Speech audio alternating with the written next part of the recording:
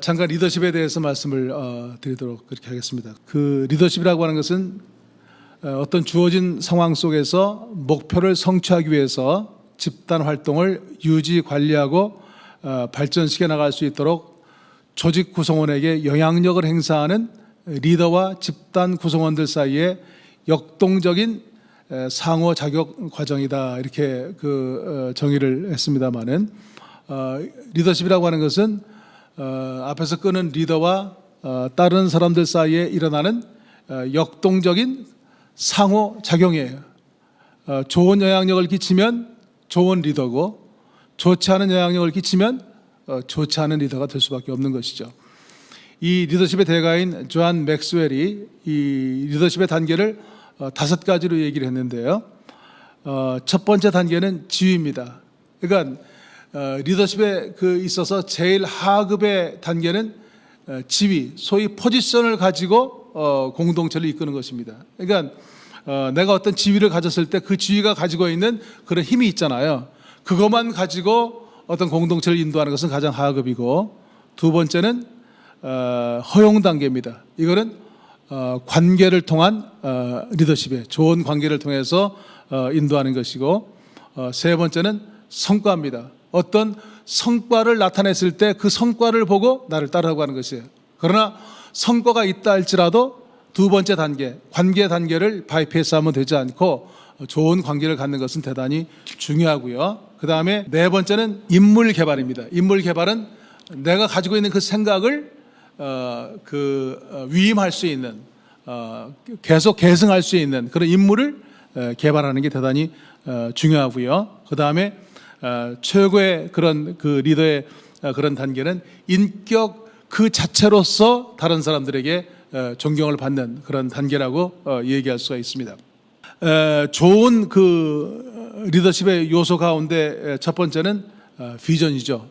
비전 캐스팅, 이것이 대단히 중요하고요. 그러니까 리더십에 있어서 먼저 공유할 수 있는 비전을 제시해야 되고, 그리고 그 비전을 같이 공유해야 되고, 그리고 서번트 리더십에서 핵심은 뭐냐면 그 비전을 위임할 수 있는 그러한 사람들을 세우는 일이 대단히 중요하다고 하는 것으로 깨달을 수가 있습니다. 그 다음에 리더에게서 중요한 것은 균형 감각을 갖는 것이 대단히 중요하죠. 그리고 인격과 신뢰성이 있어야 되고, 인격만 가지고는 안 되고 또 잘 이끌 수 있는 능력도 있어야 되죠. 그래서 인격과 능력이 양날개가 될 때 바른 리더가 될 수 있다고 하는 것입니다. 오늘 우리가 생각하고 있는 이 서번트 리더십, 이 서번트 목회에 대한 것을 잠깐 말씀을 드리면, 이 서번트 리더십이라고 하는 말을 처음 쓴 사람은 이 로버트 그린리프라고 하는 사람입니다. 1970년도에 이 그린리프가 이 서번트 리더십을 주창을 했는데,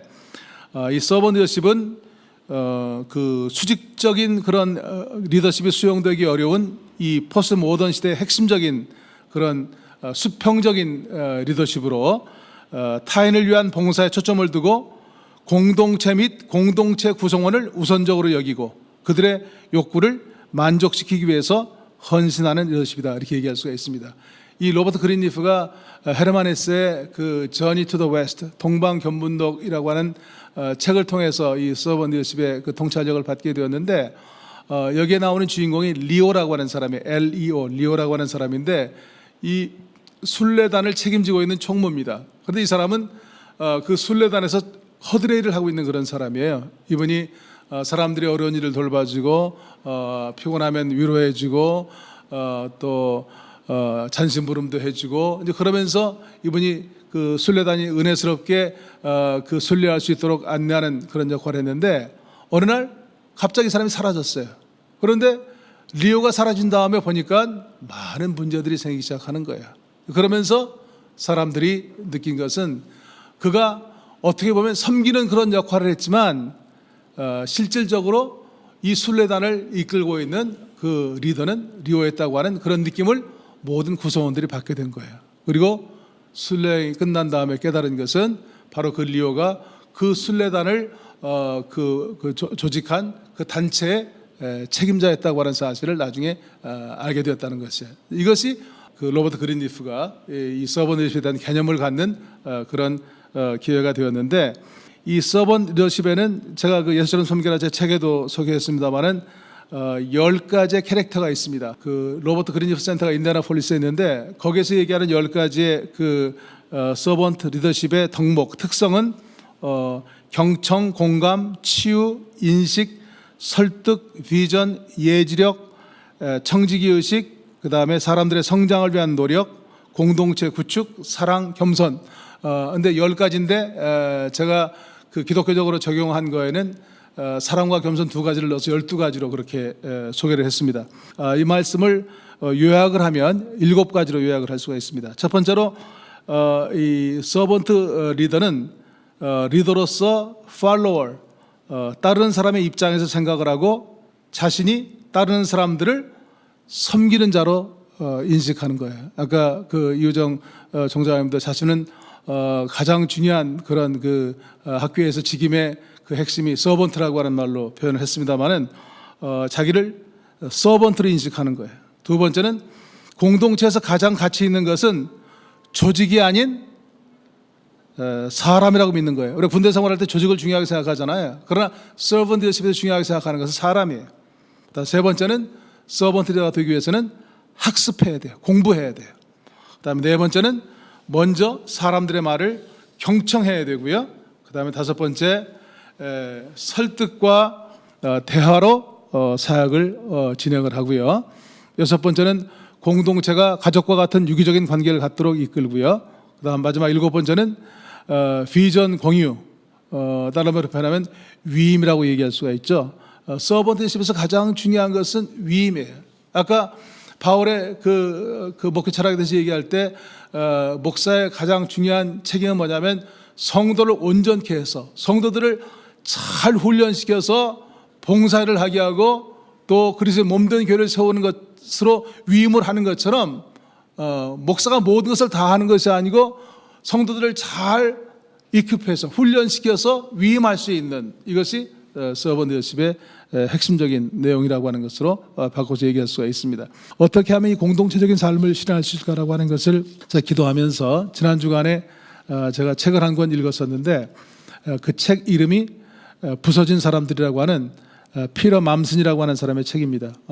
브루도프 공동체에 대한 그런 얘기인데 브루도프 공동체가 이 아나베프티스트 집단이고 수없이 많은 어려운 일을 겪으면서 이제 1920년대에 와서 에바르트 아놀드라고 하는 사람에 의해서 다시 체계화됐는데 올해가 그 에바르트 아놀드가 100주년 되는 그런 기념 그 기간이기 때문에 다시 이 책이 출판되었는데 이 아나베프티스트들 특히 브루도프가 가장 고난받은 그런 그 집단 가운데 하나예요.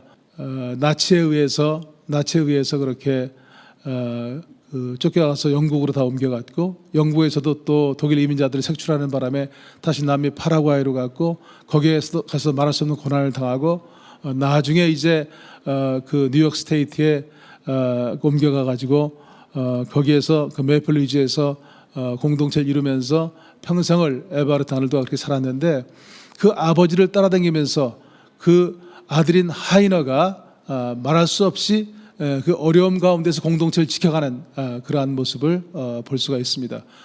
그 피터 맘슨은 에바르트의 외손자인데 하버드 출신인데 자기 증조 할아버지, 외할아버지죠. 그 다음에 할아버지의 생애를 보면서 그들이 바로 부서진 사람들이었기 때문에 그렇게 어려운 가운데서도 공동체의 본질을 파쇄했다고 하는 그런 얘기를 감동적으로 서술하고 있는 책이 이 부서진 사람들이라고 하는 이 책입니다. 여기에 보면 그 하이너가 어려움 당할 때마다 그 기록에 보면 자기는 아버지를 생각했다고 합니다. 이럴 때 아버지는 어떻게 했지? 하이너는 손자와도 그렇게 마음 깊은 교제를 나누었고요. 공동체라고 하는 것은 삶의 실제를 통해서 이어가는 것이 중요하다. 그러니까 우리가 지금 목회하지만 우리는 우리 공동체, 감리교라고 하는 이 공동체 전통을 이어가는 그런 책임이 우리에게 있다고 하는 것을 다시 한번 깨닫게 되고요. 그 에바르트 그 아놀드가 고난적인 그 삶 가운데 그렇게 세계 각국을 전전하면서 살아왔던 자기의 그 수많은 고난 가운데 질문하는 겁니다. 아들에게. 너의 기독교는 어디 있느냐? 하이너가 대답합니다. 공동체는 조직 유지가 목적이 아닙니다. 브루도프도 어느 다른 공동체처럼 언젠가는 사라질 것입니다. 그러나 우리가 삶을 내던진 생명의 강, 우리의 소명, 우리의 헌신, 우리의 제자도 우리 브루도프의 정신, 이것은 결코 사라지지 않습니다. 바로 이것이 나의 기독교에 중요합니다. 어떤 신앙이나 조직에 대한 공동체 관심을 떠나서 우리가 어떻게 인생을 살아야 되는지 보여주는 그런 말씀이 큰 감동으로 닥쳐왔습니다.